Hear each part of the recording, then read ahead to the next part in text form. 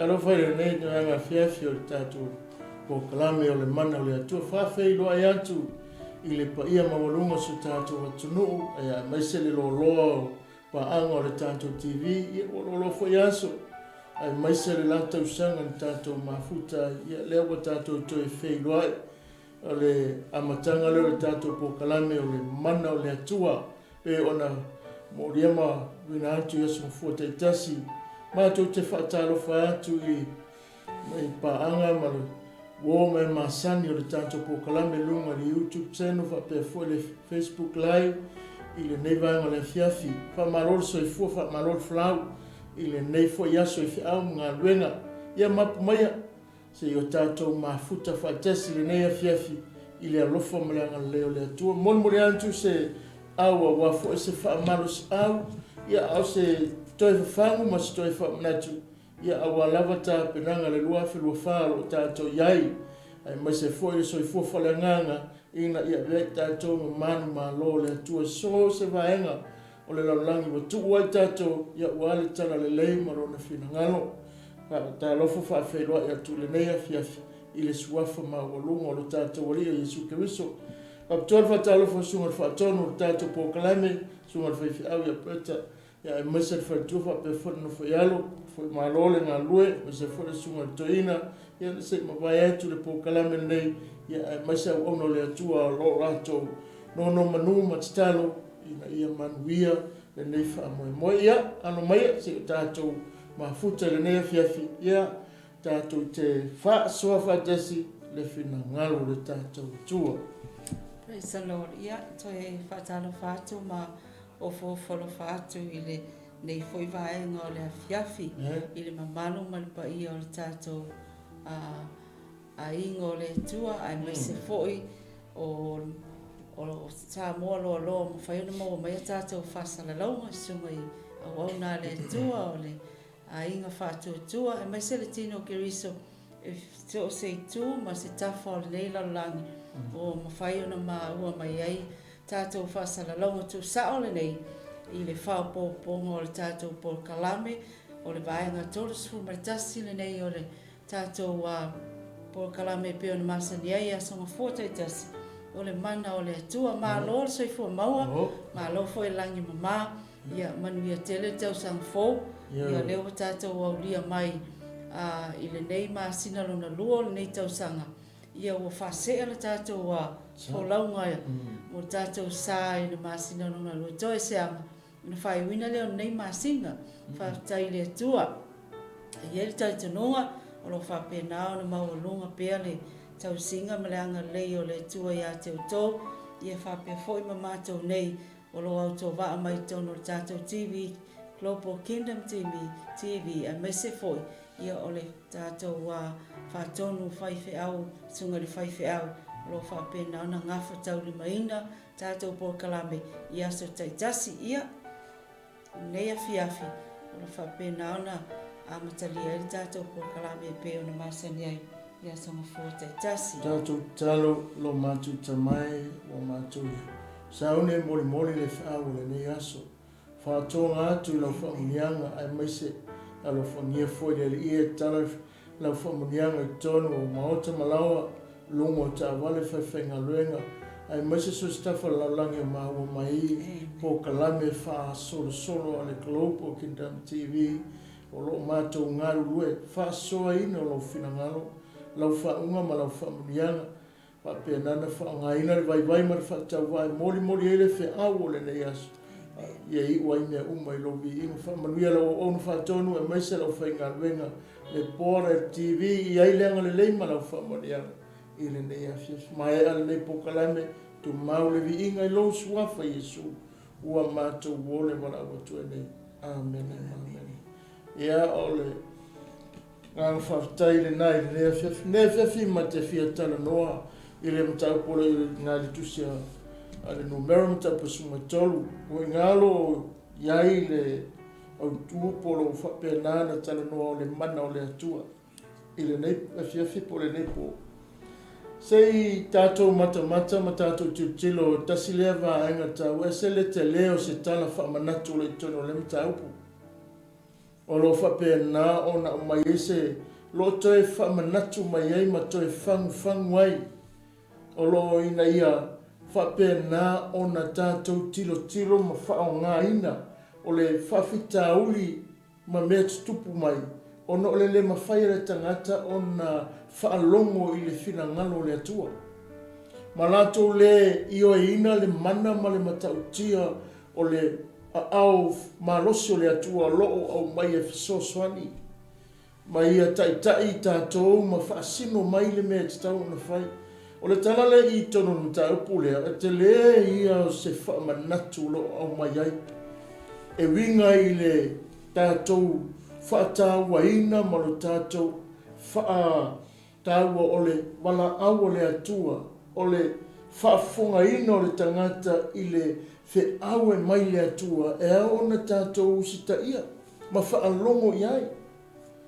Wa o le whawhitauri na tupu i le mtaupu le po le tala lea, o le te lea i o se lui tau lo mai ai, o le menga lua tupu le taimine nei. A ti tilo lolangi a maise tonu o le si o manga leo tato iai a maise su tato o tonu o Samoa. O le mea o ilo o whapena, o le whawhitau i tele lea lea tu lai mai ai.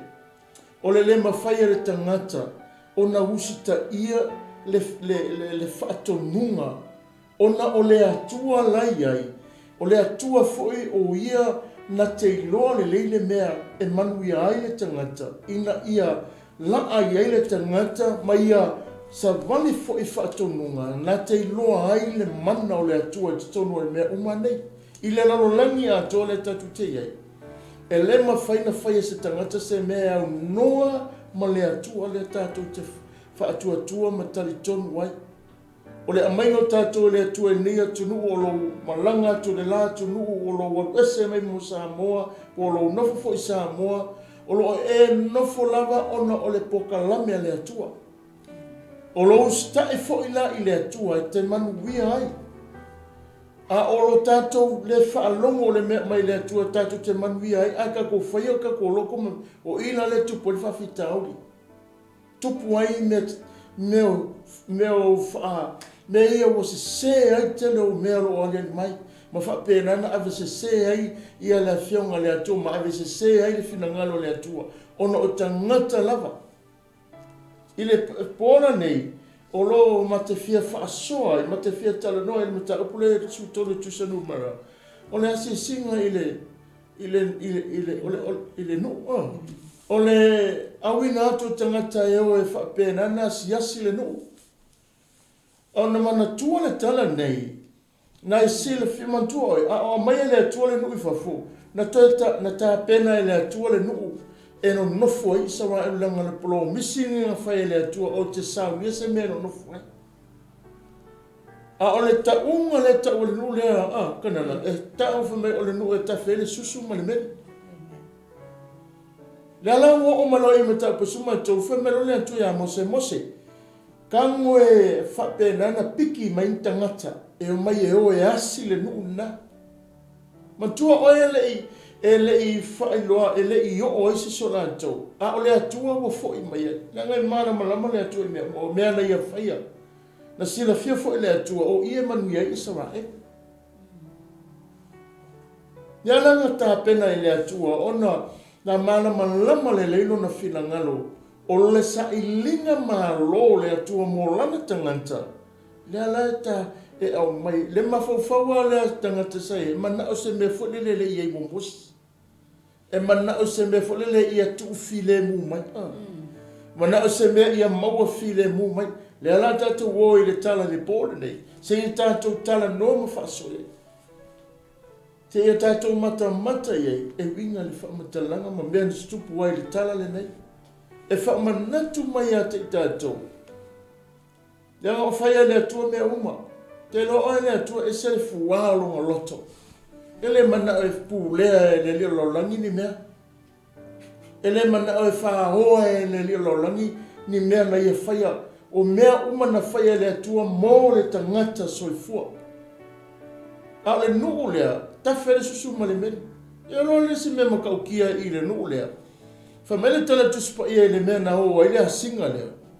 Whamei na na tau ai fua vine whamei na o mai mamai ale me maalia la whamei e rea mawhainga amo masikanko kas e to alua tangata na moa mai fua le vine lala winga le whamtalanga ole me manui ole ele manuia ole ele o iai le whamanianga ole ele whape nana matuas sila fia ele atua e au ngā mo i sawa elu mo tangata ai ole whawhita uli tele le tangata e na te le ona inga se mea mai le atua e ala tato wori tusi i le numero ta apa suma tonu mo mua e ala whaitau tuwhe mo mua se whaangata mai le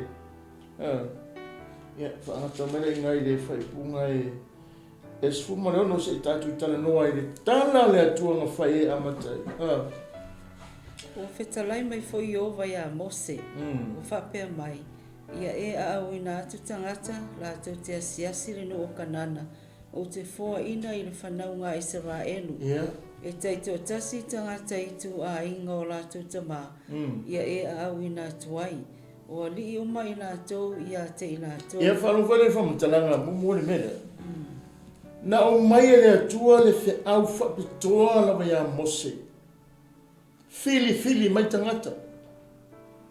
Ta ofi mai le upu le whewhile nei sa moe lau whaafonga. Ai lei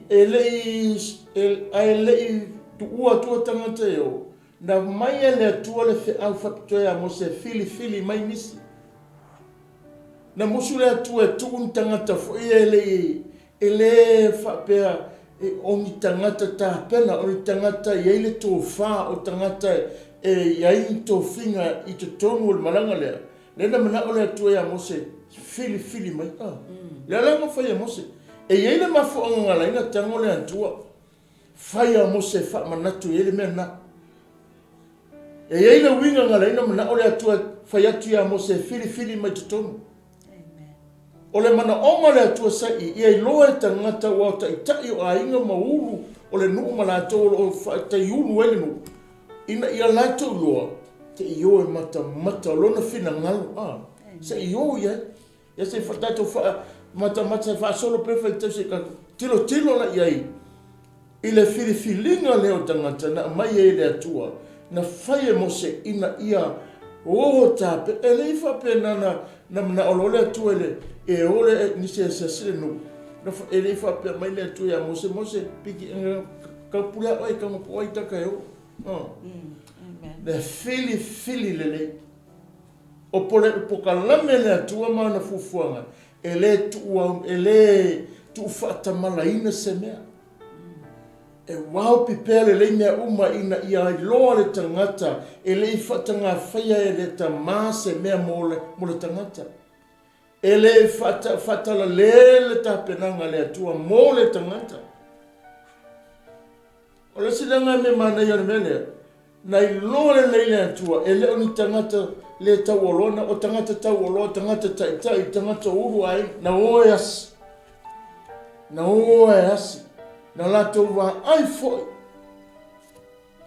dela mo mai le tanga Famaile fai le fapalangi fai mo to Jehovah now instructed Moses send spices into the land of Canaan, the land I am giving to Israel. Send one leader from each tribe. Ile ngana fapertani fa mai o spy pia fa samo. Ai fa mai le te spy samo o yasi. Lono winga oni tangata fo inga e asi nganga. Ela tote ia te pengi leo nganga fo inga ela tote o tilo malato wa va ai pe fa pe I mai falling ole no winga ole mata opole nei o lana fa tonu ai ele tua mose ina ia o tofi mai tai to tasi mai ni tu ainga amen ina ia a wina atu ole na fa tonu ai ele tua send them a wina atu ni sila to te va ai ile no lea ai le yanga ia tu yai lona nana fa na amen ile fa palangi manga ia fa pa mai o spice Fasa mo ia fa ingofia fasa mo o spai. Fa mai oe asi atu. A wina atu ni sila to te asi atu. Se yo la to va ai.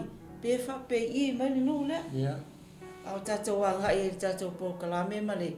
Am tang o tato mta opo ne fiafi. O lo ye tato tala o le mana o le atua. Se kako tilo I le ofofongia ma le mamana o ngā le atua. I tonu foi o le neimta upu ma le matau tia o le atua le ia te oi mao. E a oai na tātou tutu mau.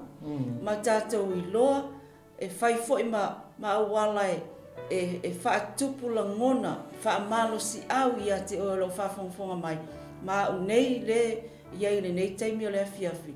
Ina ia whaatupu tele ina bea lo tātou fiafia. Ma lo tātou oli le ali. Ona o le mamana o au ngā ruenga ia. Amen. Ole e te tilo e ile whaipuna, ngai te iloa I le whaipu moe o le whaipu suma le ono. O I ngalo o tala noa e le o tō fia mai seisi te tonu le nuu po o se tangata e le o Yesu tofinga. O le tofi mai o tai o aina. Me mo mua nā I le malanga le, I le asesinga le po le whaatonunga le, me mo mua lea, au mai tangata lo o lātou whai upu. Tangata e whaia ia le nuu, o tangata e whaapena o nā tautitala I tono ainga o tai ulu. O le whaamoe lea na I le whina ngalo le atua I le mele, ina ia I loa e tangata nei, a wā o tu ainga umai e Saraelu, na tutofi mai le o malanga lea. Ma ka lepo mo Yosua, lea na o mai whaatasi e o se iasi le nuu. O I me mo mo tatu tilo ye, ele I mana o le atua e on tangata ele I tāpena. Ele malamalama I lona whina ngalo. Aena au maita I tai o nuu o masani lo lato whaalongo ya mose ma lo lato malanga le taimi a fio mai le atua, le taimi a whaapena o na a oa I le atua, o le taimi a whaapena na la whawhanga ma whaatonu ma whaapena. O tai nei e tala no whaatasi ma mose. Po tai ulu I le nuu. Le langa saunia lelei, ma whapena na oro e sauni le lato malanga. I le whai upu la suma fitu le mata upu alea. I le whai upu la suma fitu ngai se I whaangata ma le whai upu ngai e lua se furu ma le lima. Le la whai tau atu. O ila, o le whaata o tonga a toa o le malanga lea. Na tala no ai mo se I tu ainga uma nei ma la tau ia lao. I le anga I atu I le whainga o le lato malanga ma le whape na lato au maia ma whato nunga uma. Ma le whaatatianga le pokalame le malanga le lao. Ina ia aua ne iai se me whape na o na alo ese mai pe ave ese mai le wala au le atu ma le pokalame langa leo whaatasi ma le atua. O leo la wali ia, e leo ngala tau langa le malanga whaatasi e o lo a fio ele te itai. Lena na whaatatia no e masa le pokalame a jola se I o lawa na toi foi mai. Ma tua te le lawa se fite inga ina ua o tangata o I lea e whaautu e le tau talanga. Le la whaitau atu whaipunga e sufitu se whaangata mai lona whaipure lusuma lima. Wa awina atu I lātou e mose e ase le nu o kanana. Wa whai atu fo I ate I lātou ina wa ia o tau le nei ala I nei tu I tonga ma wa le maunga. Nia o tau mata I le lau ele pe whape whea ia ma tangata e no nofo ai pe malolosi I lātou pe vai pe to e titi I lātou pe to tele pe whape whea fo I le lau ele o lātou no nofo ai pe le lei pe le anga pe whape whea fo I a ai o lātou no nofo ai pe no nofo whatoang tonga la wapi pe no fo olo pe whape whea fo I le lau ele pe lafu le mo pe lafua pe yeini la au pe le ai ina whaalo te le ia o tau au mai fo ini fua o le whanua ona po fo ia o vine moa I mātua una lato wa e ai lea ma lato mata I le nuu e a mata I le vao ti sina e o I re opa e ui ai a mato, wa lato wa e le tuitonga, ma lato wo atu I he perona, sai ai o ai mano, ma se sai, ma tale mai, O le whanau I lātou anaki, na whaia I he perona, e mua I so ana I ai kupito, e fitu lava tausanga na vā ai I la ua. Wa o fo I lātou le alia o e se kolo, na lātou sala I le o le la o le vine, ma le fui vine e tasi, ua tau soa e le to o lua I le amo. Wa au mai fo I lātou ni rimoni ma ni mati. Na whae ngoa fo I le nā mea o le alia o e se kolo. Ona o le fui vine na sala mai ai. I le whanau ngā Israel. Wa mawai po e whanga folo. Na fo I mai ai leo I lātou I le asia singa o le noo. Te whauta e le mā ngai o le mea. O le whata o tonga e mose o le pokalame le mananga lea. Ma le lātou tā pena atu, ma le angai atu, ma le o atu e whapena o na lātou wawa ai tūlanga o mo. Le ea se me le I o le tala noa to ina pore ia po mose I le nuu ina ia lātou loa. Ma mana malama le lei, o le ase singa le alu, ina ia o maise tala le lei a wālo lātou tapua inga. Mo le wha le ufale atu tono nuu. Ma tua mai nā o le awa iei le ta, o le wha a toa le nuu, o tangata ia le lao. Lea wa le whapena o na whaile lātou tala ma tā pena, ma sauni, o mea umana ia na tala noi mosi. Ina ia whailoa atu, leanga o le atua ma tautia lea na mai ale whiau lea, e sauni tangata. A tala noa le atua longo winga wa fwoi mai le atua I o. Amen. Lawa ia le fwoi la ia le atua I o le mea lea. Lala fwoi nga lene manau le atua langa le iwa ai le tangata o le atua u fwoi mai lai o le mea lea. Lala nau le atua se I o tangata e matua o iei le langona, ta tonu sa iei le langona o le atua e se fia o le nuu le o le lao, o le mea lea whai mosi. Ai pe a mene nuu, pe vaoa, pe mama, pe o le ale sa la tau tilo, o mea umanei na ta pena ai le nuu lea, e o la tau, e au mai se tala le lei mo tangata ia whaatali. O le mea funa le tupu le taimi le nei wa tele ele vavao, ma le vevesi, ma le fetosua ino, ma natu, ma la ngono tangata. Ona o le mea lea, ma ta upu lea, o le au mai o tala se sei. O le mai o ni upu le tala e le o iai se tantonunga, e le o iai se wha vai mau te tonu. E le o iai fo se tantonunga te tonu mele. O lo o fai ni la ngona whatau vai le iai se la tau tantonunga tele I le atua ma tau tia la tua I o. Awale o lea, o lewa o le nu, ina ua, e whanonga e le mena whaitawa nei, tu sa le tala noa ua lātou wa aia, ma lātou tilo, ua hasi atu. O nu uma ia na mori maua, o nu uma ia tu la lata I tutonu, o lo whapena o na whaasasanga langa o e matanga o fia le nu, kanana le tunuma, lea inga moe ei le whiau, ina ia au mai lātou se tala. E whaaloto tele le malanga lea nga ia tonu kanana. O le moe whaina o tangata nei, o le la mai la tau masitani. Ta iei I wa whawhitaui, e I tātou tilo e le mafuanga na laina te e ngia le langona o tangata. Ma te e fo I loto o tangata. Mafua mai, ina ua le tonu manato la tau ia no. Amen. Pia leli. O le vaenga, o le sile vaenga tau o le o I tātou tau whaso le whiawhile nei. Ona, o le o fofongia o ngā luenga le tua. Kauki. Ai po le si lea mea na mana o ia le tua se I a winga atu nisi. Se I o lātou I loa ai le o fofongia. A tāko ki kilo ma tātou ma fofaule. I whai pule na whai tau. Whai mai tō lua ka ngā moa. Ngā moa le fui vine. E o fufo le kuinga o. Kako ai tango imagine lo ma fofau. A amo e ka tō lua se amonga. O lona winga o le mafua I mamafa. Ai mana tua foi. I le tala whasolo pito le lalolangi I vai taimile nei. Isa wa elu ala. Israel is the number one country.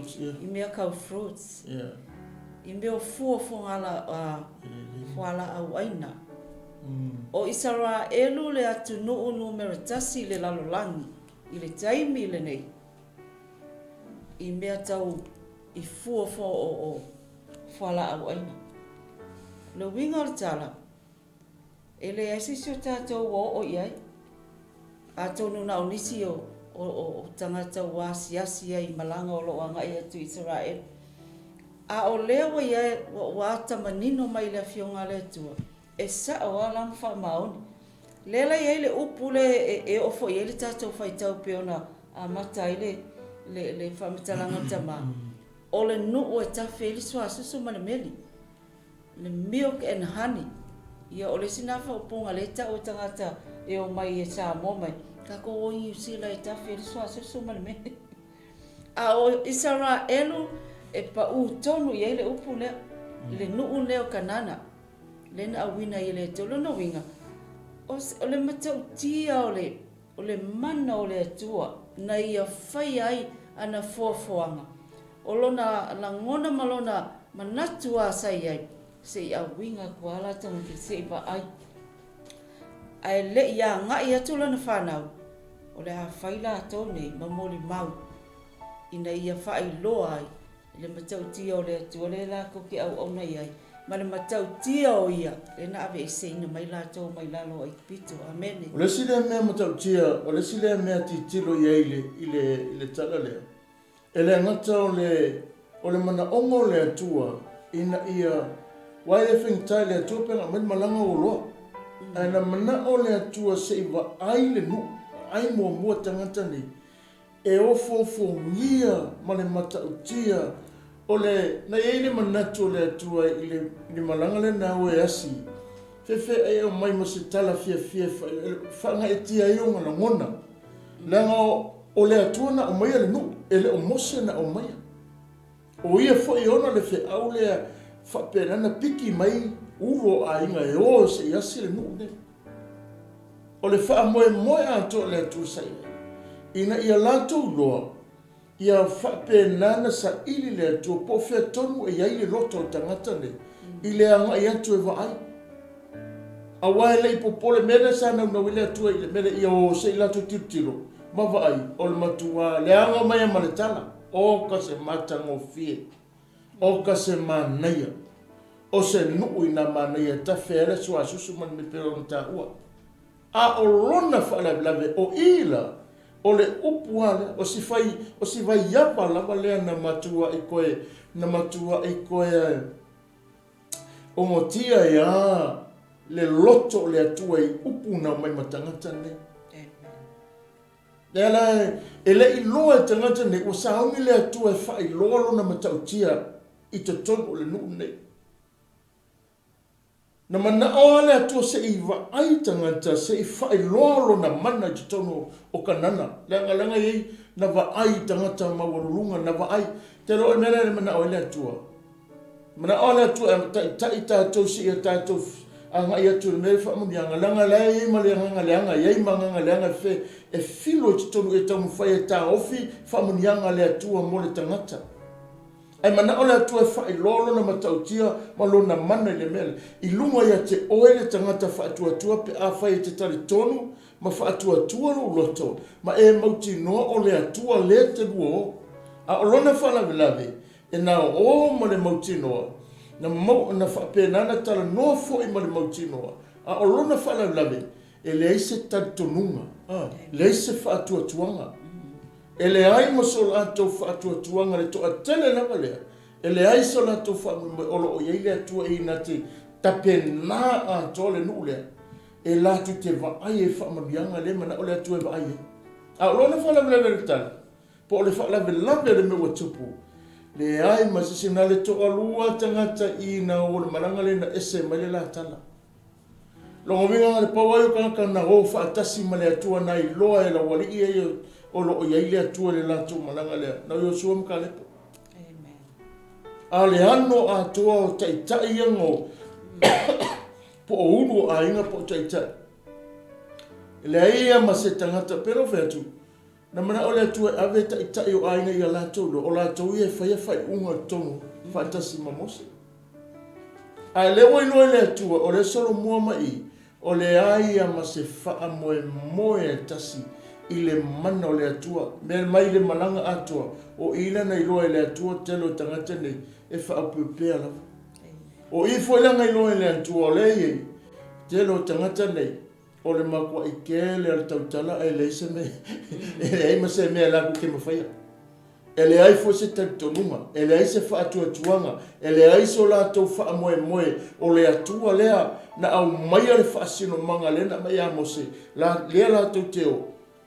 Na iei le manatu mose ma le nuku lo whata le atu whewhe se maa ngaia ina o mai kama mo kala ngoa ma wawa ai sa manatu mose ma le nuku la kala ngoa mai la wari e o ka koua le ai o mai ngā sorwhe mai whalongo e le tali ngā tali mai e ngai ngā whaipunga e rufu ono e vai tau mai whaipua rusu mo leono se i mo whaita.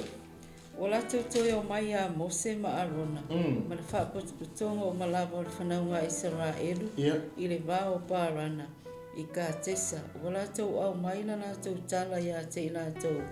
Ma le whaapotuputonga uma.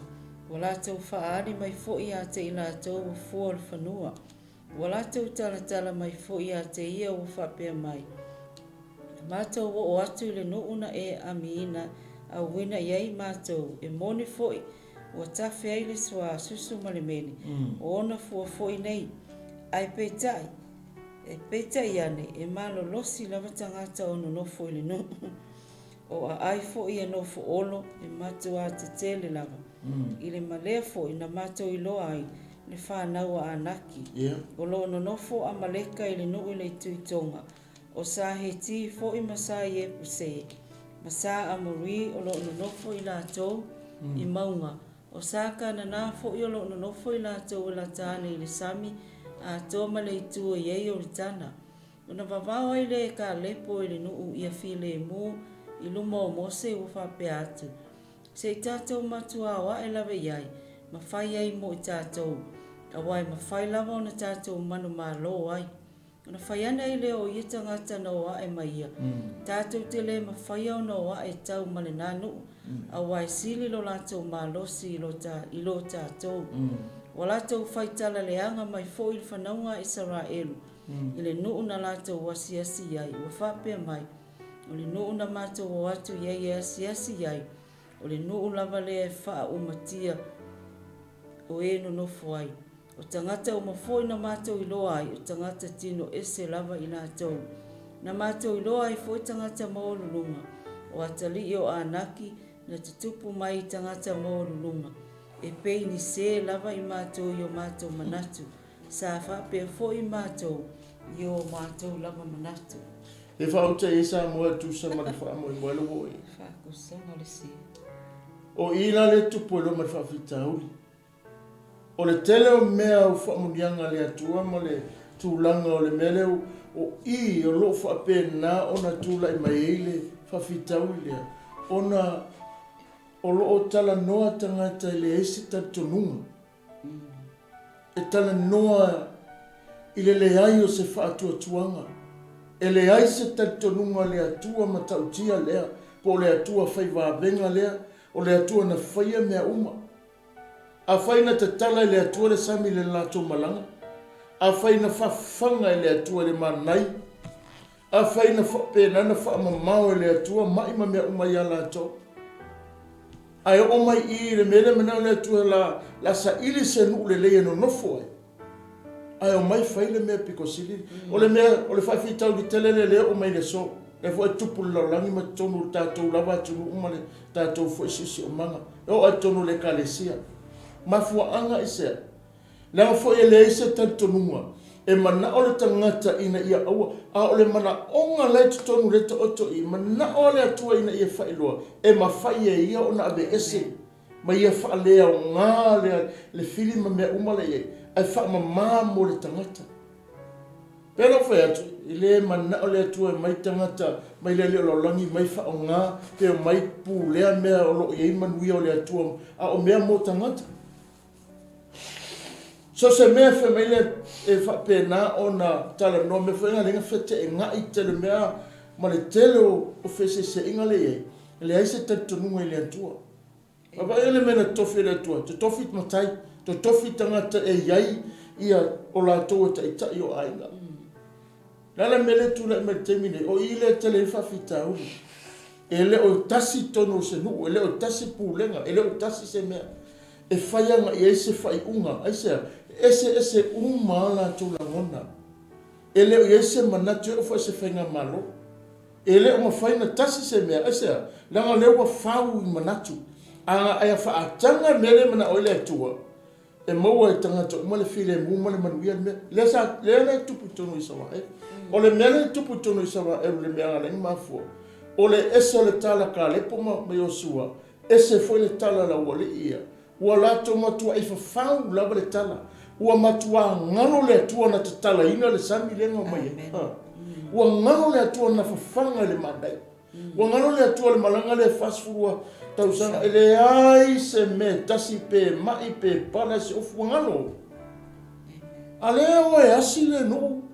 Ina ia lawa mana ole atua la fa anofo la to se nu le le. Le wo o fa pena na ta pena ai mai lo nga ma fa mutana. Ta so le fa fika u kelele o lo nga luelti a polo le termine na te suia le plana le atua mole la lolangi manuia. Mole tangata manuia. Te lo o so se me mana ole atua fa sa wa ki a polo pe sa wa mana tu ki a polo mana o e fa le anga le mele au ile to o to le plan le le atua. O le mana o le atua na te mawhaia o na whaale leia mea umale popole ele tangata. O a mea nei whaafita o me mea le tula, mai ma mea le aliari mai, e mawhaia le atua, o le mea muri na kaunga le atua e whaamama e le whenka ia te ia. E le wheneta ia te ia. Nea wha mai tala mata i o su tasi me o te umo e tinga inga maftia o mai so kaua e esa me lea. E le wheneta i le atua i lona mana lea. Na ia tango e te whaale lei, ave ese uma whanawa naki nei. Ma ave ese nuu whapopu meia, ma nuu ia whapena na whasangsanga atu. Ai tu le lau ele le leo le mea leta whelisu asusu man me. Lenga ole manuia lau saura egu. Lena mana ole atua ia i lono na mana, ia i lono na matautia, ia i loo ia ole atua le whengtapa. Awen mana oi, se i omo mua tangata e matamata. Eoi, se kei mea kia le wa ai le whale, se kei mea kia le wa ai se whanua, o le whanua le mo e asa wha mei lea. E alu na ngona leo la ele o ese una ngona ese la vai a fina ngano le tua e mana ala le ia mai o te no foi tonu le me pese i ki kilo ko le se ele se mea ala mana onga le i mana ala tu tango se ngai oi mai lona mana ngai oi mai lona tu a lofa le na te faua le melea e avei oe ma whaamanianga tonu nena. Tu foi oe tonu i na ia whaapenana e whaiwhinga no le tua. E umai fua, wa sui maali e a esa. La iei mea lo tamu whai liua le whaasino manga ma le plana le tua le mele. A o le mele mana o le tua e tau tala tonu le mea wa umana i loa le tua e te manu ia ai. E manu ia ai oe ma lau whanau, manu ia ai oe ma le ngaluenga, manu ia ai ta oe ma le whaasino manga. Ai tu whawa mei. Dia pea le o au ko sui fo e uma le o langa o whapena me iatu e koe kau ngapa ngia ole e i whamuima ole maari o le vaenga le wo e le whamitalanga matato whasoe le awhiawhile nei wa tau nuu tangata nei o ua ma ai i le fua o le vine ma le ofo ai o lako loko, ele me fai, e tō lua kanga kai, e a mofu o le vine lea. A o le upu le na iei whamai, tafe le sua susu ma le mele. Ai koe li liu a le whainga le whaopunga, inga ua koe tilo atu makanga i e no tulo. I whawhikau. I le whawhikau, i kua aku, le malolosi, ma le mawalulunga o tangata lea. Ai vai le upu whatau wa, o inga ua lako tau whaatau wa aina i le atua. Pea na whai atu whamitalanga atama, o lenga ave ese mai ai kupito, fast furtau sanga o wheo ai ma le atua, vāwenga nei, vāwenga tae au. Amu ia lako, ngā kilo i le vāwenga. Vāwenga nei, tā tōru vai taimini, kā kōri tāko, ele ai sesinga ngā kilo i ai, ai o le whionga le atua, ua lava lea e tali tonu ai o e karikongu ai a i le mana leo le atua. Ai vai le upu na lafo le tangata. Fa mai ua o ni se I mato. Amene. O ni se ua ngofo kuu ia ile tamai pu mo oa. O inga foi. Wa ia kuua I lalo le atua. Amen. Le alo wingo le tala. E ka umai ai I. O kasi le taritonu. E whape na uma le ata o le soifuanga le ka koke iai. E tele le whainga o le mta punge o tatu tala noa. O le tele o le whainga ma o le winga la fumitala. O le tele I o le a whainga o le whina ngano le atua sai ai. I le moli maua tangata na ua lātou whai. Whai o le wha matalanga ua lātou tau le angaina ma tau le angaina. Le wha moe ma le mana onga o le atua ia o ie manuia e lātou. Pena whai atua ngano lātou e tangata nei. Le mena wawai ele sami. Ma le taita inga le atua mai le lātou malanga le wao le ai se mea tasi na fiai. Se ia o mai ina ua whape nana tau nuu mai. Ma wawenga whawhanga le ao le manai. A le fua ua koe o mai I. Le tau ma whai ua ngano ia I la tau. O le mea siri lenga lenga. Le na whai ngai ma whina ngano le atua. O olo ma to sa. O no o le mea ua tā pena I la atua. Ke lo oi. Ua ngano ia I la tau. O le ua fo I mai le atua sa ua manao le atua se mea nofo mawai. Fa nofo mawai la tau ma fa nofo le ia loa. Ia aua nei toi wheo I solo mo whapenana si solo lo lātou malanga. Aua kauna iei lo lātou tutonu o si o manga le lei. Leana ua iei le wha moe moe le.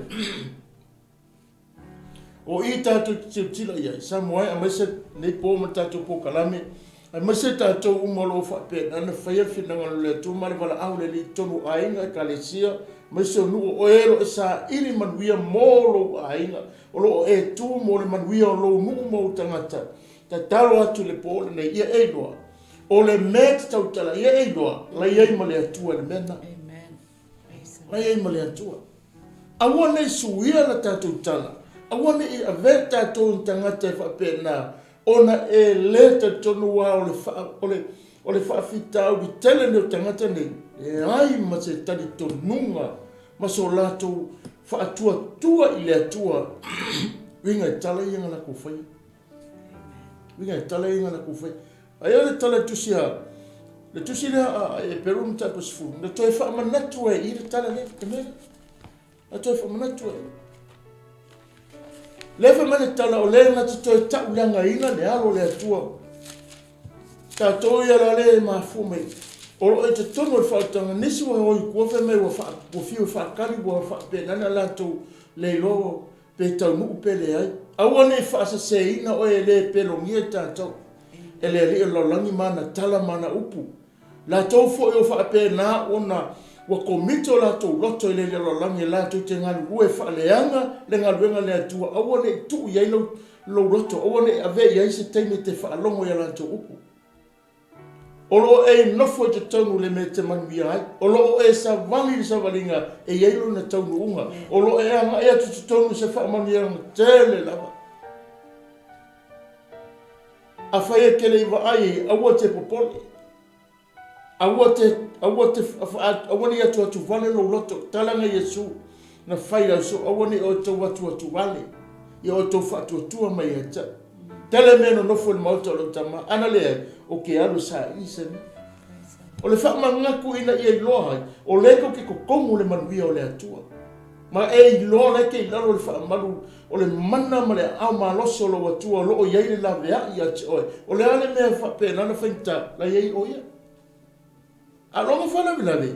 Wa whetosua inga whapautolo o loi. Lo loto ma lo fina ngalo. Ona o le tele o tala newa ngai mai. Whalonga na o le tusile ai pepe. E pero mta pasifulu. Alon fai punga e losu ma fitu se whangata ma I le lufu ma le. I le tosu fufa ma. Lua fitu ta pasifulu e po lua fitu. Na o le whaatali ma le matau tele I le whaasala. Na fai kauma lufu le lufu loma.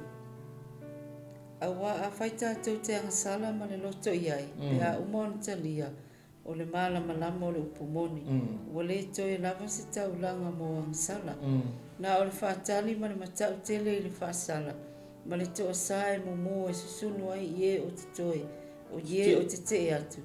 O le ua wha le au ngā ina le tula whanua mose na oti o ia. I le mau o le toa lua po le toa tolu. Ua le alo whangia. Pe ni awha o tau le sili o le mamafa. O le tau tau ina ai le ua soli le alo le tua. Ma ua tau le pa ia ina e ia le toto le whiangainga.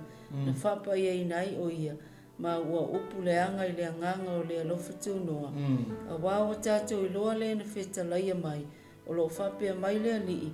O ia te au le tau i masui o te tau i atu i le malea. E wha masino i le alii lo na lava nuu. Eo e wha alongo le whewhire nei. Ono sa i e te tonu ngā. No fwai ko kongo le nuu o wha mungianga. A wana i te soa o e sisi mea lai teiro o lo i ai whawhitau. O le nuu lewa e no fwai. O le mea le te no fwai. E i whawhitau. A wana i ngalo i atu oe. La i eima le atua nina. E te tau nuu e fwai se tau nuu. O e wha alongo le mea le te tala nua. Ai tu sira e peru. Lewa toi wha manatu o tu se e peru le whewhire nei. O le na te whaia. O le na te suia. O le tangata fwai na te toi tau leanga ina. Le toto o le ao o le atua. Ma wha lea ngā ina le ngā luenga le ngā pa ia ua au mai na te whapena na whaatau nguina oe i le manuia e whaavavau. Whai mai o loo ia te ia le tau i masui. E kau iei. O le whainga tāna leo le whaafitau li po le whaamoe leo le menei. Lenga o le no whaatali le atua. Te lo oe le whaatali e sumo oe le lalolangi nei le te tamu e atua. O le mele le tue le atua le ngā luenga ma lou talia ino Yesu e whai mali ma whaola ono sai e ngā. Ono sai e ngā. Te loa tala puto, ale upo poto son mona nao i ngā i le whata oto ngā sumalua. O lo whapena na whamatala na tapunga le whata oto surofe pa sumalima. O le upo tangata poto e whapena na whatuktere ai le loto tangata. A o le upo le tangata valea e to o tele e whaale tonu maa whaina. So se taimi na vai sa wale tangata ma se tana e whaapena na au mai e whaatupu ele bebesi. O tangata umalawa le o mautonu o lato loto i le atua. Ke loe e koe li liu e se ale keiminga. A o oe maa u le te whaapena na e tatonu o le nua le manuia lea te whaatali ai e te angai e te tau nua e ala mena. Lalo whanga leina nau ia mosem ma le nuu lea na whaatali se i au mai se tala le whainga malanga lea ina ia tau nuu se tau nuunga le leile whaatali le whakaikari lako. A o longa whaalawi lewa. O lena awe tangata silina tā ua o la tangata e whaia whai unga o tangata e latu te whapena o na maua mai se tali le lei. O i whai tātou te titiloi la tā ua o le mene o wane tu ualo whaatu tuanga lunga le tangata. Nga ere kai me se ere whai unga tangata, ere kai me se ere langa moni mau, ere kai me le tonu waianga upe whai, a e whaatua tua lo loto ma e tari tonu ian teia, whaatanga pēr le nganga ta e tai o le tātua tua, o ia te manu maroma e manu iai. A le mele ni tupu i le maranga le, i le afo i le sisinga le, o ka se whale e tonu le mewa tupu mai. Wa kele le faina wa te lele me wo fa pena na fete le wai wa na bevesi la amata na bevesi wa amata na feto so inga manatu ki kilo le la langi ke mingi ki kilo ko sta to tunu sa mo temine ma ko kele le me fa pelo e fe ai nai fe tu ai fe pa pena na tau i lungo Facebook fai tala tomu fo yo tato o le tunu mo fenga ma no me umo le la vale fe to so inga esa me angi o mo pelo. O ni tala whaatupu ai la ngona e tau ai. Whalongo ele leanga le mea la o ie. Tapo suma whaatusa Numera. Alo wha mo se whangata se fu. Whalongo le mea wa. O ola le taimi wa o mai lito sa. O le a whainga tele lea. Sa moa e mesele tunu pele nea fiafi ma pa anga ma ua mai maasani. O le maa nei. O le taha ua o lo ono sai ima e loa. O lo i ele mana o le atua le ta ia oe i mea uma. Awana inga le atu e ieifa whitauri. A o le inga lea na mai le atua lo na mana. se e mawhaia ia na soloia e se mea nei. E mawhaia le mana o le atua na wha lea o ngā. E mawhaia le atua na wha mamale nu le la. Mene sa mana o ile atua e whai atu. E o ila atu se i. E whape nana la tō baba ai. Ea, manga ia. Ia wari manga, ia wai kalanga whai. O, ka se mui ngā manga ia. E lea mōmas ka ko ka se le fufuivinga. E amo mai tangata tō orua. O, e ofo le loko. E makau kia le mea na whai. A leo mai iwha mai ai paua le a olonga whaala vera. Se whauka i. Ka ko wōna le whamatala. I le whai upu mo se o whai pasfuru. I le tusi lea mata pasuma wha. Whamea. O na ala langa i leo le whapapatonga uma. U whetanga ngisi fo ili nuu i lea pō. Ua mui fo ili whanau ngā Israelu. U malawa ia mose maalona. U whai mai fo ili whapapatonga uma ia te ila ua. E, ana mātou woti i le nuu o aikipito. E ana mato woti le nei vao. Ia, kafi mai. Wai o le mea ua oi. O le makau kia o le mo le maupepelo mo le whaamatala se sema upu e whai. O ila le mafua mai le wenga le. A le whaakali le atua se i au maino na whina ngalo. A le mai le whina le kali e se mamau ma le melenga mana o le atua e ho. Le ala o lo iwa whapena o na wa luka le te. Le wa pena ona o le sua le tai wa pena na sau lunga me uma le ka kau sau. Ai la se fa fica o ke le la o le atua la ye. A lo fa le blale. Wa le ai ma se si o le nu e fa pe. Tato mana tua le menga mai tato le tua luna mana te. Le ai ma se wa fa ka yo la. Fa longo na o le fa tayo. Fa longo ele me o tupu. Le o ko fo ila mona o tangata. E whanga ka kilo le temi peno fletu. O le mena le tupu le o ko e kilo maali ali me le temi ni. E ko fo ia le manatu o tangata i kua lawa e mea sa mai e manatua lawa. E manatua lawa. Ai ngalo le na whai melele. Ngalo le mana whai wa venga o le atua. E ngalo le matau tia o le na ia whaia mea uma. Ai a o le kei me whapera na o mai whapera koe mga kua lewa ai mai. Pai mana whai, koe mga kua ia kangaroa langi. Koe mga kua ia kere sama sama yafi. Koe mga kua ku ia kua. Ma kua i seo, lana benga whai. Loka, lo tātou wa tua nga whai. E o solo mai wha mei kako o ave o. E o solo mea sa ili atu o. Sa ili leo i. Sa ili leo olo. Sa ili aku lo ma kua o wheamu nunga lau la au mwhapenga. Ale, aile atua lea na matau tia na te whaia mea un. Ale, e se le whanau noa. Lea whaia pero mafua mai sea. Mafua mai ona o tala ma mori mawipelo. Le makua wawa o, aso ka kukungu o sea mua. Le wawa o, ko ki e a whaalialia le atua. Ai mai se tātou lau keu siano. Awane e se fua lau focus i le atua. Tu me whapoki ke whai, alu ai te talo i le atua. Ia mawale fi le mua o le tātou atu. Mawale nofo le lei, whaalia le atua lana mea tonu ina ia whapena ana so longa le lei mea u. Ai awane i mwawa i fumo, oe e menei. Ai salo i ke oe whetosua inga ima natu le kale se, ai wa ai inga wa ai e o. Ai le iai. Ai wa ai o le mena whai, e sa o le leia. Le ai e le sa o le mena whai o. Mafua anga le letu tupu i whawhitau i teimi nei. O le ese o le tala e whai o. O le ese le mena wa ai o, ese le tala e sau whai. Wa tua tātou le tue, i nei a tātou ngaru rue te tonu i, se ia whapenana tātou tau fi maula na mea tonu lea.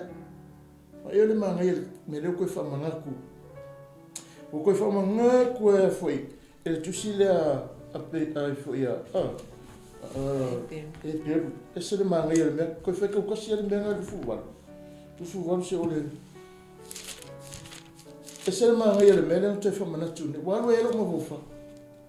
Wa koe whamanatu mea le mea tāua le, koe whaitau le fuwaru. O lena whaalea o ngā ina tu la whanau mose na oti o ia i le mau o le tōru. Mau o tōru. Po le tōru. ua lea alofangia. Pe ni afa au tau i le sili o le mamafa o le tau e tau te tau ina ai le o soli le alo le atua. Pa kafi mai. Fa mene tana ala whionga le atua tuse fa mene. Afa o tau e le mamafa ea. O le wanga koe kauleanga inga le mena whai le alo le atua. Wale aise tantonunga, wale aise whape nana whaatua tuanga, wana toe whaase se ina nisi. Wa ia ave ese mese tantonunga se tangata ile maliu leo ke riso. O le manuia e oe le ola whaavau, au ngofu oe koe whaile mau. Ngofu oe koe whaile si mau, wale e alu alua ile si whape ngawha me wale koe au ngale maliu. Wala waile tala inga nga, wa yei fa tangata la tute tonga, ele nga, ele to ta wale maliu, awa nei ta ulanga ina le mena. Ia mau pele to, ia mau pele fa vai mau tuo lo roto ta tonu fa tua. Awa nei abeseina, la ranga mekala apostolo Paulo tuse kon tumta pasuma lima, a fai wale fa le nga ina, a fai fa le nga ina maliu, la nga ka kioi. Ai le ma fai ele fa le nga ina. Are fa no mo pone. Ona o le mafua anga o le whawhitau di tele le tupu temile o le se o le whamutalanga e mai. Amen. La ei le atua. Koe whaikau le mena. Whaitau le lua wanu lua i whamatusu whamu.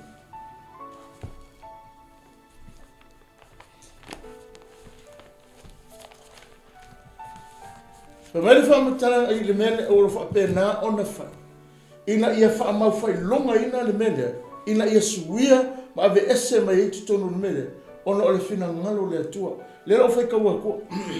O leo whale au ngā ina tu la whanua mose na oti o i ele mau o te olua po le to tonu.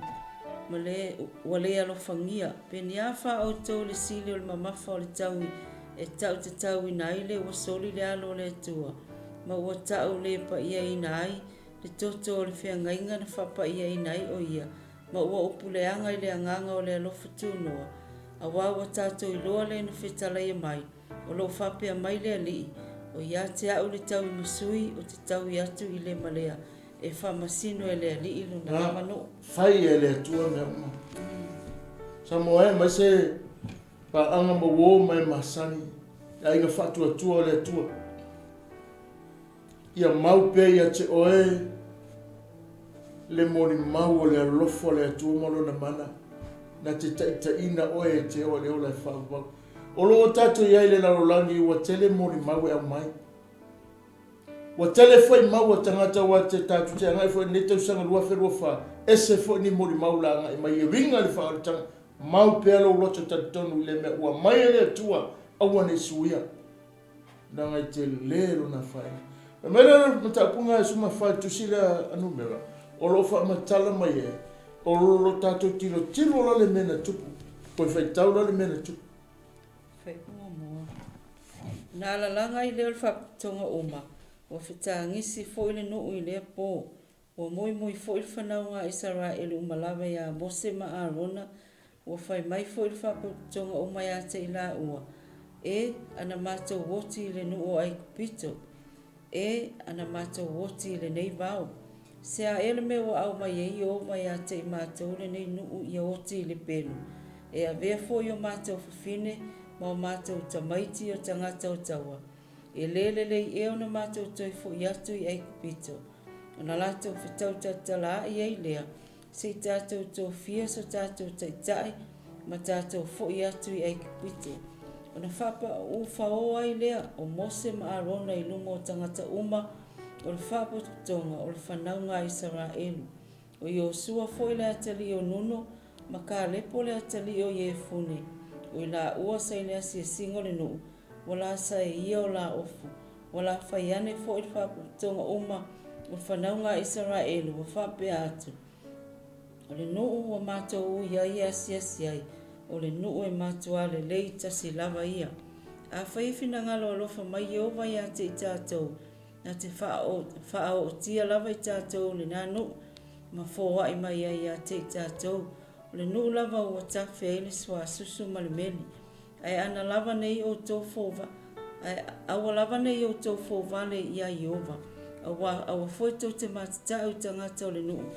wai whai lava I lātou, ma mea ai mā lātou, o ma vairo lātou, ma manu ia te I lātou, a lo ia te I tātou Iova, a watu te mātatau ia te I lātou, a o whai ane le whaputonga o mai e whetongi ia te I la ue maa, o ne whaari mai e lea o le pupulo Iova I le whare whita whai, o le whaputonga I lumo le whanaunga Israelu o malava.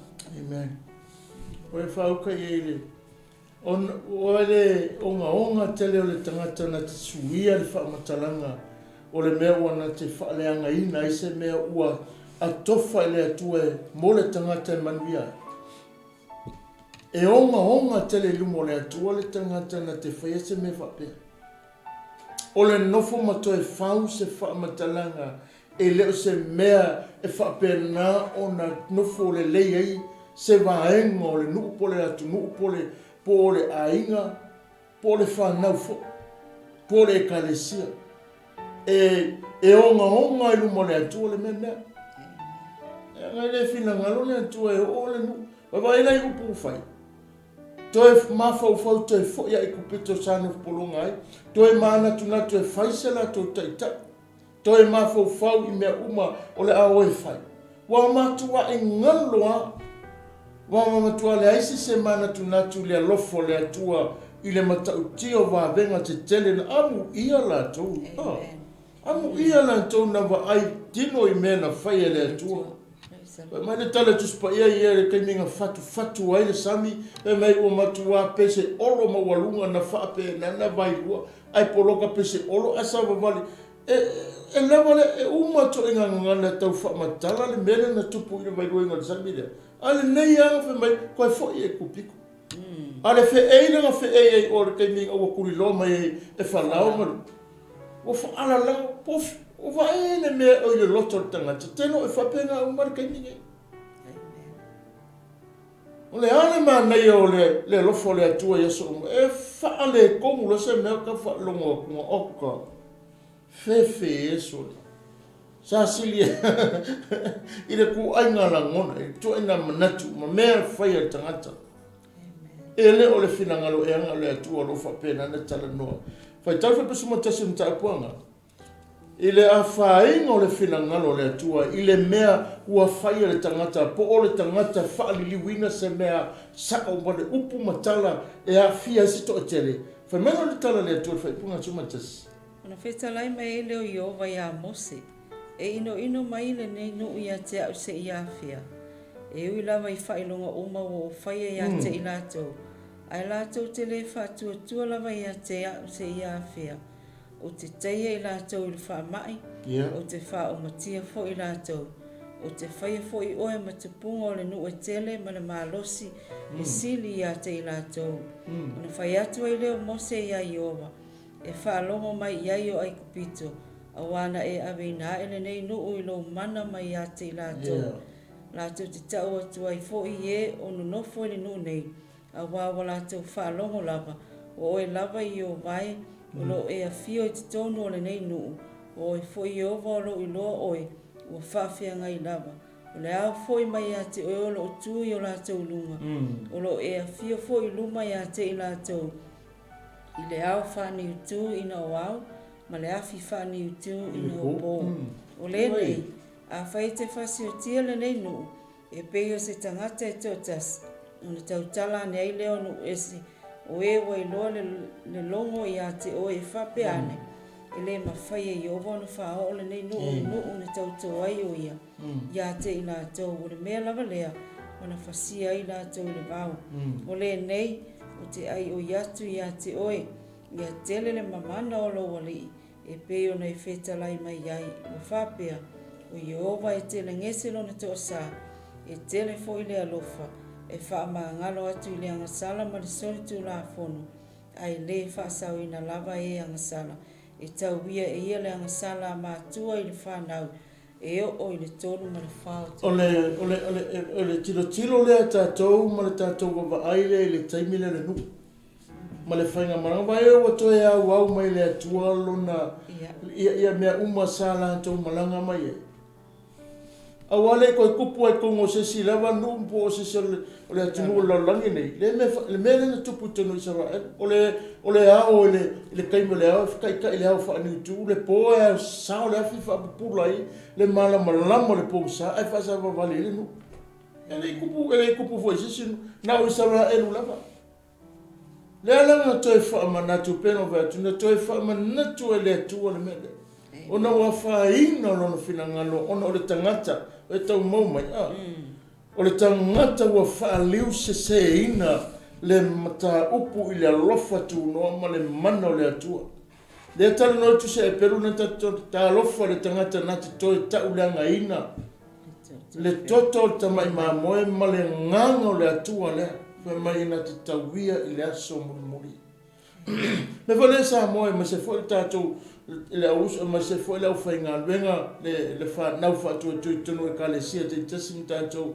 le wa fa pena tatou va ai le tupu tele le mele tatou va ai le tupu tele le fa inga le fa matalanga e feliwa ina ai le mea moni mai le atua o le fa se ina o va venga ma le matautia ave se le alofa tu no ave se le moli mau e ala i le alofa ke riso e ave se le wingo le maliu ma le tu manu malo aua ne ave suia e se tasi le mena ia te oesa mo ma se le tatou tu no lo tatou ainga lo e te tonu le ngaluenga le tua lo vala au le tua ia te oi fai le mea ua whapenana whaasino atu ai aua ne suia se moli mau aua ne ia mai se tangata wana whailo ma se whaalinga fau ia te oi mai le ua wa ai o wa sui fo ile mea ua pokalame le atua ele suia tau sanga le ua tatuanga e to le lua wherua wha lua koe luma pe whai umi le ola man malosi me le atua ia te oi tatu te ola o le a e wa ai le teno whaalinga ese mori mau ese e o mai o mea ele whasale whaalongo iei a lela e to e whaalongo fo iei lela e wa ai iei ma e whaalongo iei ai o le whaamanatu ngā le mata upu lea lale mena whai ngai ma whioti i tangata ni o no lea o le maua tangata ta pena le nuu ta pena le tua le nuu e manuia ai o mai to e whai le mea le te taunu whai to e whai le mori ma whape nana oi ma whatangi se pese mea le anga le mea ua whape nana ma vai le nuu e manuia ma mapu malolo ai a whi me kako e fo i o e kupiko ai nga polonga nge ma whakangi se kengi kuri lo mai whala ai koe whai mai koe fo i e kupiko ma whai se la tu te itai le winga lea whale laulangi ma le loto fo inga whaki a polo ma le li o laulangi na te whai ai ka kong whai e twist le mea mea tonu ma le mana o le atua i te tonu o le mea le tatu teno nofu ai na te tamu whai e whape nana whaafete e ngai le mea mea tonu ma le mea lea mea tonu le ango le o upu matala awone o tatu wha tala le le anga lo tala no ele poto solomona fa mai tu se fata oto se veka mai fata oto mtapu suma lufu pe suma lima o lo tala no ainga o lo fa manatu mai ainga le tu se fata oto le anga inga ma le fa ata o tonga mai ngone mena o lo fa pe na ona tala no ai ile tele o mei tupu mai o le ala o le vale o tonu le ilo na manatu au le ua whaalongo i le pule e poto ia ka whika o le ala o le vale o tonu le ilo na manatu au le ua whaalongo i le pule e poto ia o le ua whaalongo i le atua ma le pule mai le atua ma le finangalo le atua o le tangata poto na a le tena manatu mai tangata le tonu o langona le lea whapene i le pise laulangi lo e teni whapene i le o ako mai whea whawhea ma ko whemei langalanga ma ko whaalongo pe whikanga le whemei o whea ole Samoa o whea laulangi le o le lan tatu pena o whai atu e te whaalongo fo i me whapena i le taimi le lua tausanga ne lua wherua whaanga e atu. O mai nisi mani perfutanga, mani whaupunga wheme o lea ua aia wa venga o le atu e whea. Le mele, tu mau lo whaatutuanga. Tu mau ngā aua nei suia e se tasi le whaavai mau o me o whaapena na to tō e le alofa tu no le atua tātu te manu e o ke wiso. Lea te tarisapaia te manu ai. O i lato umana taria o ia whaatuatua no suafa nei a watu na manu e ta ua i lato o whanau. O suli whaatasi tātou whametala na apostolo polo awhai wa te tanu whaatasi tātou ma ke wiso sa ili atu mea ngalo e ke wiso. Nanga leka kaunga kako sa ili mea laulangi ma tātou whitosua inga tātou manatu o le tangata wa iele whaawai maulonga loto e re kai marue rue. Maua e mausali lau aisea. Beanga saia ka lepo ma Yosua. Ma neia tele le maua tamaia.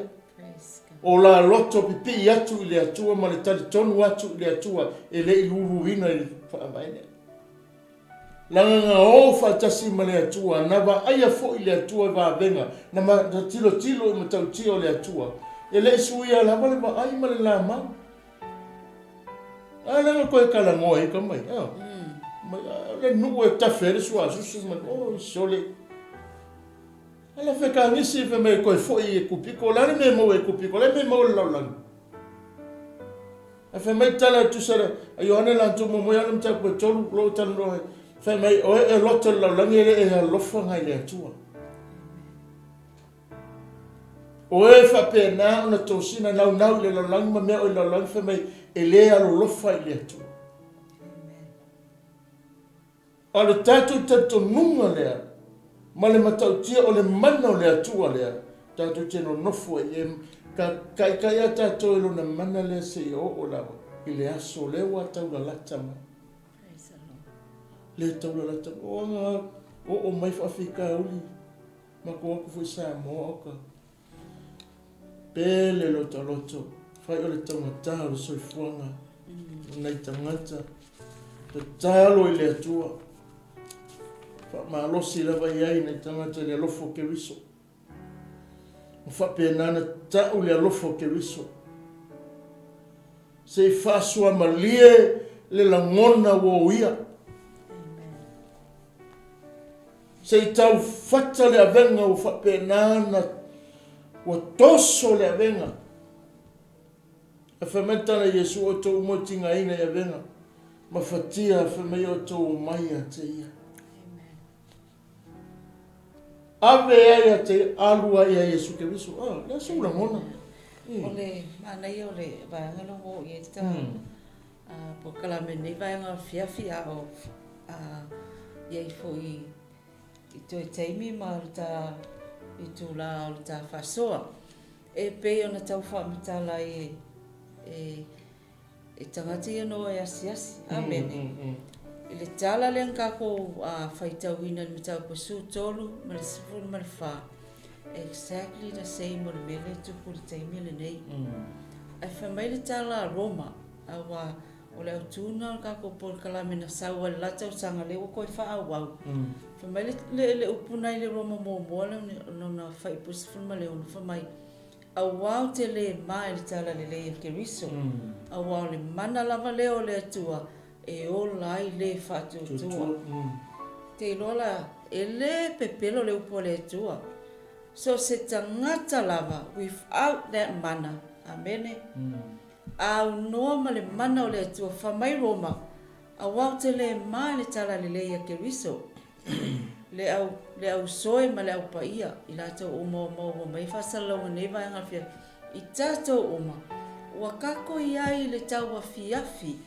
o por kalame le tua ai sila nge i le lalolangi a toa ma le whaanga solongo me o tūlai mai ma fui e le atunu luluina solo i lalo maunga o le atunu solo o lo longa wa lei longa se tu ai ngā lave le na tūro o kupu mai le taimile nei o i ngā ka kouke lei tātou te iloa ai e whātau nuu apolo misi e le tua whamai o aso muli e tutupu ai mea nei awala nei e ofo pe o ke ofo ai whamai ali tala le upo le tuspa ia whaia e o kako uru ai whamai tala Roma au wau ke le mai le tala le ke riso Ia. au wau le mana lava leo le atua e ola ai mai le whaingo fia i opu o le mana lava leo le atua e ale mana e ola ai le whātua. Nona winga a whai mai roma o le mana lava leo le atua so se ka ngaka lava e ola mo le atua e alanga ola ona le mana o le atua ngai ia oi ma amene o lea foi mana nga a vaku lava i ate oi i le taimina e filifili ai ma e whai ele tau tinonga wa e talia Iesu e whai maali ma whaola i lowo langa i lo sai fua malo mātou o ma mai ai lātou umana talia o ia ma whātua tua i lona suafa na ia fōa i atu ai e lea mana ta ua fo i lātou o whanau a whawhine mātali o le tua. Le awhiawhi le nei o le ata le nā o le tātou porkalame peo nei e le tusine nea Numera. O le tau whaamatala taito tasi ai va venga na whai e le tua. Ai o mai le vaianga muli ua va ai tino i ei maka o kangaka le na senda na whaatonu ai e le tua mo se a wina atu. E la ko ke spai ina pe va ai le nu. Na va ai tino ai i va vengo le tua e ala i fua ia na tau tino fo i o la tau mutu va mai o i la le tafe le suasa sumani me. Ai whai mai na fasa whai upu fasa mai ai pe tai na i ele whai upu na ta upu mai. Ai koe seua i ngāle whai ngol whai mai ai pe tai e makau kia le malo lo se ngaka. Makua i ngalo a toi o la ko ma fofau le atua lea. Amen. O le haka fo le ngau tātou le vai teimi le nei. E le leile le haka ko mea ngā o whaala sala vei au le alia laulau. Ngalo a koa. Ngā e mai ala o tituro. Wha mai kako woa e fofola i whea. Ai whawhewhea le a koa. Whawhewhea le atua ngā ia au mai a oi. Ngā ia sei e se inga mai oi. Sei au.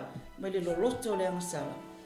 Mea lea, awa lava ni o tātou whaangaloina, awa lava ni whaangaloinga i o tātou loko.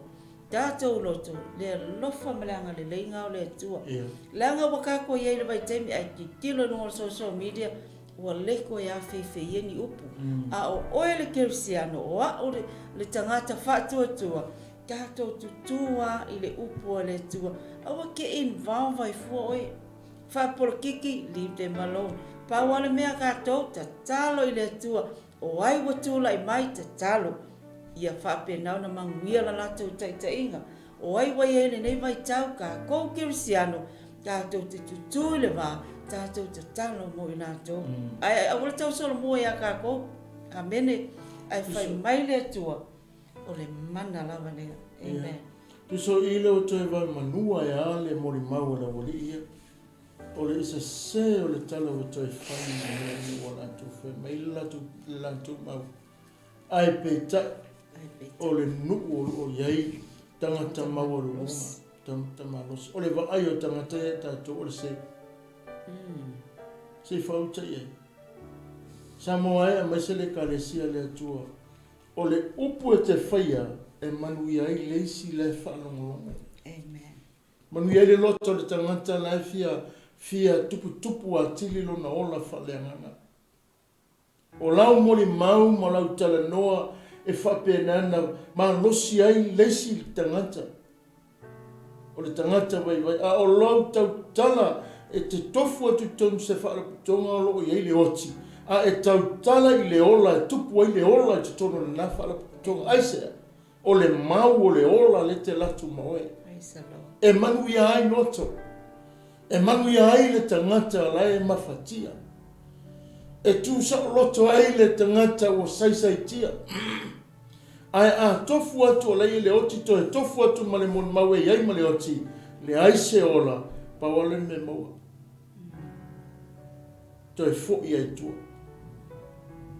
E to e fo i ai tua. Ona o le malosi o le ngangana o upu e fai.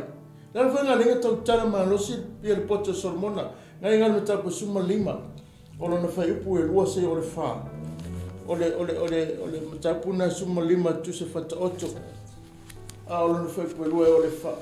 O lo tala no, o le winga lava o le winga o upu e te whaia. A tala la pastora Porofe mai o le manonga le ola. O loa tala noa o le ke riso soifua le tutonu ia te oe. E te tala noa atu, ma whaamanatu, ma e tala tala le lei lea. Ma le mamalu na, ma le mana le na, e ese le langona le tangata o ti wa toe wha fo wina.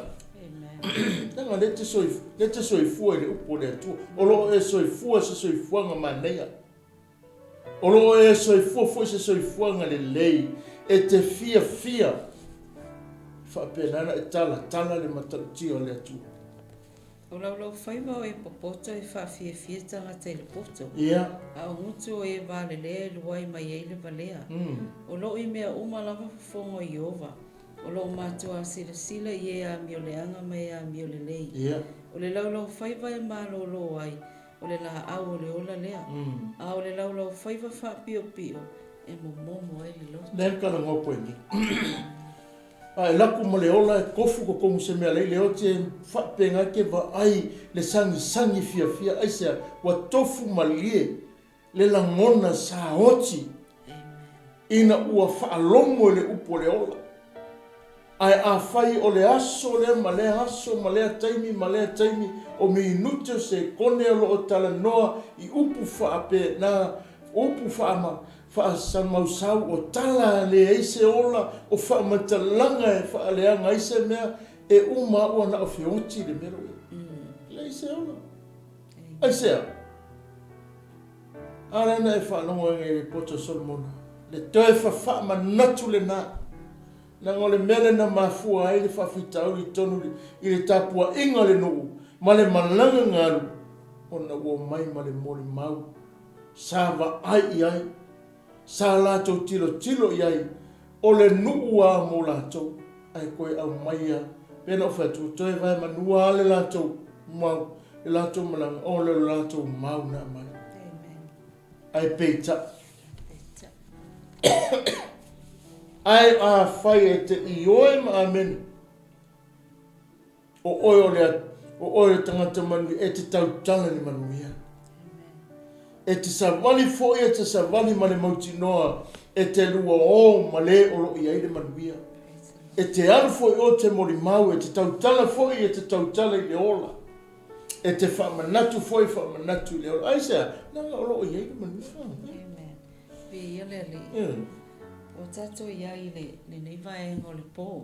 A o tau whamatala ma whamanino fo i le tato mata upu. Pe ona i le mana o le atua. E ese le ta o le upule o le ola. Amene. Pe o le tala ala apostolo Paulo. O le manongi fo i o le ola. I o atua i le ola i le sitangata. We are carriers of the law. O oe mao. O lo tau a veina le ola lea. O ai le ola o ke riso. Rona winga. E ta taula o na susulu atu le ola le. Amen. Mo leisi tangata.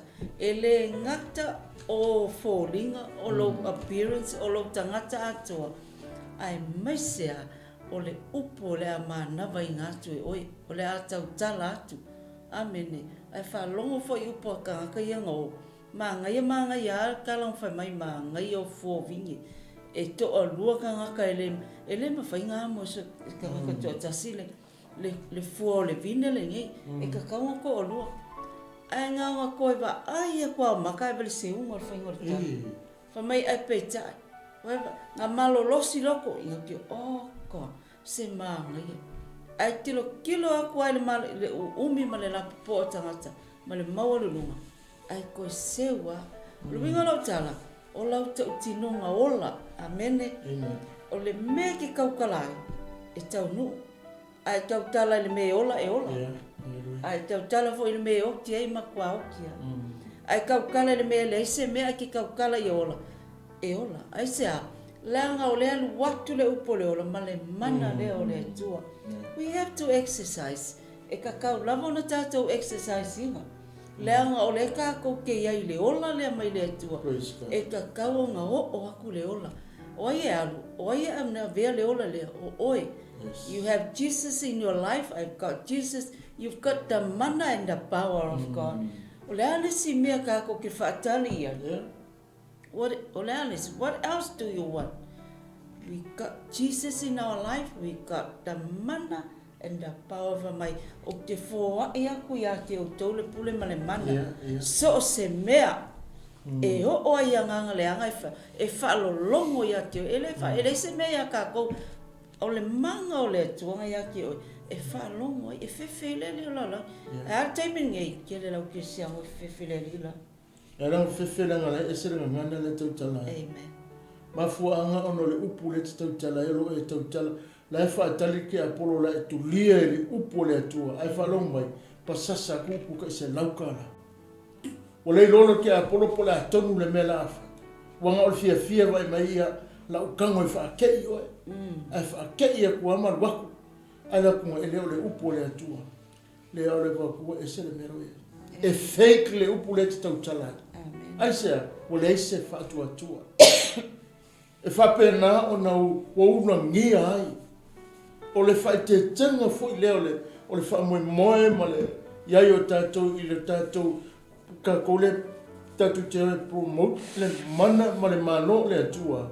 Ona e ua whai tātou o le telo me wha tutupu mani le mai.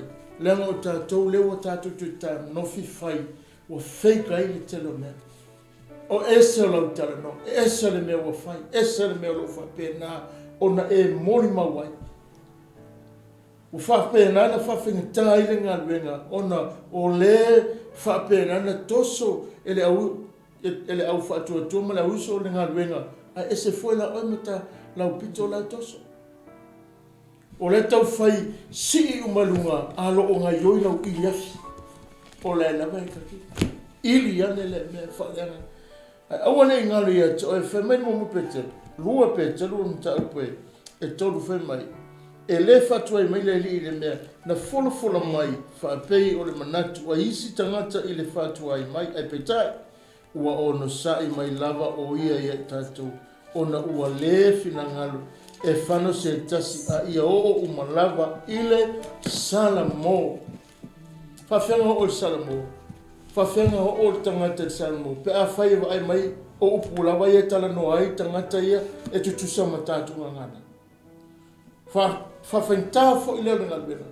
O lea tau mawhai e toi tele, lau atu matau atu, lea lofa tu no lea tua, ai tau solo mofu e tātou, o le whaalio o tātou winga matanga. Ai whalonga le tala lea, ua e le whaatua i mai, e le mawhai o na le o le pokalame, e o lava, ai ua whaatele tele ngese teis, se ia o umatangata i le salamo. O lau mori mau ma le upu te ave e ola ai le tangata ma wha maulalo e lola tole si tangata. Ai a whai o lo loto ma le mori mau ma mea umalo e whaia. Pala i le sama me na telo mesi e sa pe pelo tua. Whai ka ai. O le si tangata lai ta amilo telo le loto mai ka le se maisi o lo lanto kom whai e sui e mana o ya le whai le pokalame sui e le loto le whai whi au. Le vise na mai e whai whi au. O lai tamu whai whapena o na kuili sais mwhaleanga le pokalame wa tue le atue le auauna. Ela wana o le nuu malato fufu, malato puka. Meka koka koe fo e kupiko, whaisika kuka i kai, koe pia mose maalonga la koe. O la tue whai mea, awa ngano ia la tau. So le, o le atua le ei. Wa ngano. Wai e whasasanga folo la kawe maa ia i o suamka le po ai. Pa fo se i ana tu mai le mamaru le tua. Pa fo se i ana. Fa merita le tu spa ia. E le tu ua o e le tua pe a fai e te mori mau le mea tonu le tua. A e tautala i le mea moni, a e tautala le mea tonu, e te tautala i le lofa, e te tautala na tautia, e te fai loa le mana o le tua. Te lo e fau loa le mea la tangata e fai pe nana te e tu malo maluna. Na te suia, na te whaia le whai unga. A o ngai e su ma lau so ni tau pas fulu o lo whape nana tala noe. A o ngai e su ma lau so te leu mea na wha ma losi e lau so. Yesu le au so. Ma wha ma natu ia te ila tau. Ma whape nana wha loto tele ia ila tau. Ma ave Yesu na teimi ma wha loto tele na ngā luenga la a oe whai. Ile mta upuna sfulu. O lo whapena na tala no ia so te awina tu o tau ia. Vau, mai ia pe o. Nei nā le mta punga sulu. Anu whai pasumu leo no sa utu sumates. O le matai o ngā sulu. Whai ua le tātou po kalame le leia fiasi. A o tala no ia sumu la uso o lo whapena na fatu mati Yesu roto le uso. O le tele whawhita au le ngā renga. A le mana onga sailu maloto ia avea la tau nei ma moni mauola i le tala le leia o le maa lo na tama. Ai vai oi, na iaia ma le tangata na ia whaia le mese se i tutonu. Ai no foi ma le tangata na te whaia le mese se. Na te amaia le moni mau leanga. Na te whaia le mea le manuia. A o lona whaalavilave. E lei u le tau i na o iai. O le mea le siri la nganga le. Ai o le ungo le tangata na whapena na tau nuu se tau nuu le moni mau. E le i pine. E no o ia uso. E ui no lutia i puava. Ai mapu whalea. Wha o le ola le manuia le na. Wha maitala Yesu whai pasumo leona tu sa Mateo. Whauta o te au ina atu ia te utou. E peo mā moi le wao loko. O le nei, ia o tau wata mamai peo ngata. A ia whiwhi le mu e peo loko. Ia o tau whiwhi le mu. Peo le loko. A ta mai a peo le ngata. Whainga o ngā mea umalawa e. Ai awina atu whape ngei le whawhitau ni telo taini. Le whaina awe le atua le au malanga le awasiasi ia. Na o ala e ma whawhitau le whapea na le iei whawhitau. Ngai iai o nai a o le mana onga na iei loa la tau. O le nuu leo o whiwhiria. O le nuu e manu iei la tau. Lea o te iei a lona whalabilavi. Mo le tangata na te lei loa. Le atua mana lei loa le alofo le atua. E iua wa e sele meo whaasanga. La mea ngai o iuta. I ui wha o le anga. Aisea. Ai whaatasi. Ma futa whaatasi. Tala noa whaatasi. Ai e sele mea le wha. Whau ki a Apollo le tangata. I mai wha. Angir ki a Apollo so e mea la fiai. Ai kau wha amatangaya. Ta tia matangaya. Le aisei unga le leina o wai. Ma fuanga isea. O le tangata e leile muli ma. Amen. O le taime te whaatanga te Apollo na te suia, le mau ma le mori mau, o le ola manuia wa tu e le atua i te toni a te oe ma, o matatu sauni e le manuia e whaavau. E umai fungata alonga matatu mwhainga malanga le, ta ape al whainga malanga. Solar ki Apollo longa i unga anga iei, ka kia ka kou le ala o lesi whaamoi moi. A me Peter e le whaatu ai mai le atua e tusa ma le wha moe pe ona fola mo. A ua wha tu ai te ise ia o umatanga tari sala. Ia, wha manuia mai le atua le lipo. Tusa mana. Ia. Ia le li o tātou iai le whai ungo le tātou po kalame le nei vaenga o le afiafi. E mamole atu le ngā whaafitai ia te utou uma. Le mamalo o tātou o tunu o sa moa loa o sunga I whawhengainga ma Faletua, le tino o ke riso, le ainga whātuatua, ma so se tafa o le neila lolangi o maua mai ei nei whaasara lau matu sao. Le tātou po kalame lava le nei o le mana o le tua, mo le atu fo I le whamalo ma le whawhitai, ia te I lātou uma o lo mwhai ona mafuta mai lungo o le tātou Facebook Live, a le Global Kingdom TV, ma le YouTube channel ma lo whawhitai iai pia le nganga o le tua ma le mana o le tua e fisosoani atu o le a fo se mana onga o mana o mia I le fisosoani te talo lava ia I le tua iai pia lo na au whamalolonga I se tasi o mai ai mai se fo se mana onga o mana o mia vave I le fisosoani a le tua talo le tua ia whapena ona pa iane pa I folo na au whaola ia te o tō uma, ma lo whawhitai ma futa mai, whawhitai fo I le nei a manoa wa maua, e toi a matali ai le tātou po kalame o le mana o le atua ma le tua aua nei ngalo fai aso fou o mo e le aso ngafua i le taimi lava le nei tasi tātou toi mafutai i le tātou po kalame lava le nei o le mana o le atua. Awa nui mai le atua le nei fiafi sa moai mai se lo Fofoga la foi se ko le tau tamali le Fofoga ia mangalo le au nanga ai whamanu e tere le atua i lau tapua. Inga whamanu foi le atua i au auna le atua lo talu mai i anga le leia i le atua. Upo ia le tusi, mai tale tusi pa ia mu petelu, lua petelu me ele fatua i mai le atua. Ai whata tani longo winga o lo i eilo na lofo wha ono sai ma le ono sa ma le whapatpale ia wha maulalo ele lota tangata mai ia toi le liu i se mea os. Whale tonu ai fo i atu i ate ia o lona man. O lou manuia le nā, ma lou manuia le nā. Tātou te le manuia le lana. E te iai le lanolangi, ma e whapenana e nofu ai, sao ni lau malanga e te alu, ia e loa sili le manuia lo whaatale mai. E mai le tale tuspai e le whaatusalia mea ti ngā le lanolangi nei le manuia lo whaatale mai. Pea whai ono sai.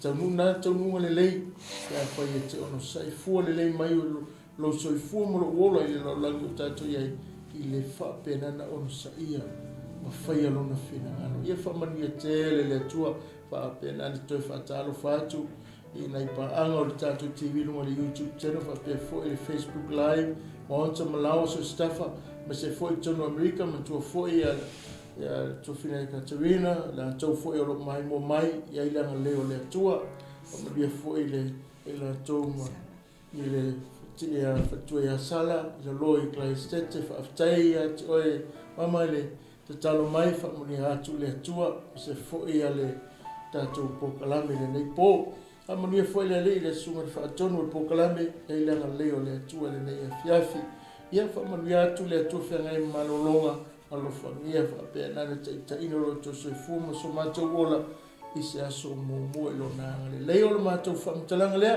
alo whatere mai le hi so fua mai ia whamania atu le atua tātou talo tamai toi whaafo i le viinga i lau fio ma whaafetai a lau fio ona le nei pō la foisenga ngana ua le tau tamali ma ua le tonu le whaaleonga whamangalo mai talo la fo i atu le viinga i lau suafa whaafetai a lau fio e ala le ma le fōa ma le ngangana na whaoaina ia vi ia lava lau whamanuia le tāpoi na maua se mātou atunu so staffa mai se maota malawa ia le whangia whengai malolonga le pō whamanuia lau una whaatonu ma le TV le pō members ai mai se lango au na le atua le ainga le whatua ma le whanawia iai lau whamianga le mātou tamai ia fo i atu maanga le lei i le nei pō e o ngā lue e nana tausia i la tau lunga le ala si tau lunga o le mātou te talo whaafitai le ala le suaf pere Isu ke visolo mātou li whaola. Amen e ma amen. Taita mai.